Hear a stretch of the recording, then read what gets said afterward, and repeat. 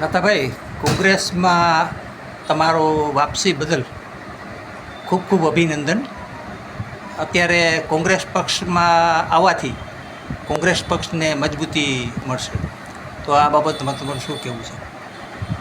હવે આગામી દિવસોની અંદર જે લોકોના કામ છે અનેક કે આજ તમે જુઓ તો કોઈ કામ થતા નથી લોકોના, ભ્રષ્ટાચાર વધી ગયો હોય. તો અમારો વિરોધ પક્ષ તરીકે અમારો એક જ ભૂમિકા રહેશે કે જ્યાં જ્યાં ભ્રષ્ટાચાર થતો હશે, જ્યાં ખોટું થતું હશે સરકારી તંત્રની અંદર, જ્યાં જ્યાં પણ મોટે પાયે અત્યારે તમે જોઈ રહ્યા ખનન થતું હોય, તો ત્યાં અમે અવાજ ઉઠાવી અને લોકોના પ્રશ્નોને પૂરેપૂરું ધ્યાન દઈ અને પોરબંદરની તરક્કી કેમ થાય, પોરબંદર પ્રગતિ કેમ કરે એવા પૂરતા પ્રયત્ન કરી અને સરકારી તંત્ર જે ઘોર નિંદરમાં સૂતું હોય એને પૂરતા પ્રયત્ન કરી જગાડી અને લોકોના કામ થાય પૂરતા પ્રયત્ન કરવામાં આવશે.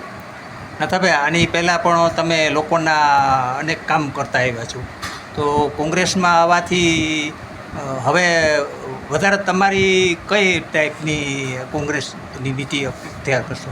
અમારે કોંગ્રેસ પાર્ટીની અંદર હું પહેલાં તો જે સમયે કોઈ કોરોના કાળમાં હોય કે કોઈ પણ કામ હોય ત્યારે પણ હું લોકોના કામ કરતો હતો અને હાલમાં હું સામાજિક આગેવાન છું અને આજ કોંગ્રેસ પાર્ટી તો આજ મેં જોઈન કરી, પણ તોય પણ હું હંમેશા લોકોના કામ કરું છું.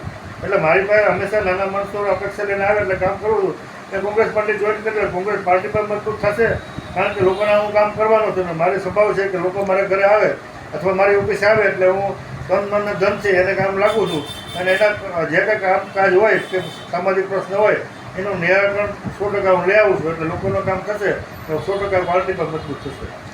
2027ની લોકસભાની આ ધારાસભ્યની જે ઇલેક્શન આવવાનું છે તેમાં તમારી દાવેદારી કેટલી મજબૂત રહેશે? હા, 100% પાર્ટી પહેલાં પણ મને 2022ની અંદર પણ મારી પર વિશ્વાસ કર્યો હતો અને હું ગુજરાતમાં 100% ઊભો હતો ને દબંગની સામે કોઈ ઊભો તો લડ્યો હતો અને આપણે લોકોનો ચોગાતો આવ્યો એ માથે ચડાવ્યો હોય અને 27ની અંદર પણ મને પાર્ટી મારી પર વિશ્વાસ મૂકશે અને મારી તૈયારી છે બરડા વિસ્તારની અંદર અને પોરબંદરની સીટ ઉપર એટલે મને ટિકિટ આપશે. 100% આપણે એમાં પૂરતા પ્રયત્ન કરી અને રિઝલ્ટ દેખાડશું. અને અત્યારે ભાજપમાં ભ્રષ્ટાચારમાં અત્યારે ખતબદી ગયા છે. અત્યારે જોવું તો તારીખોરા જ્યાં જોઈને ભ્રષ્ટાચાર સિવાય વાત નથી થતી.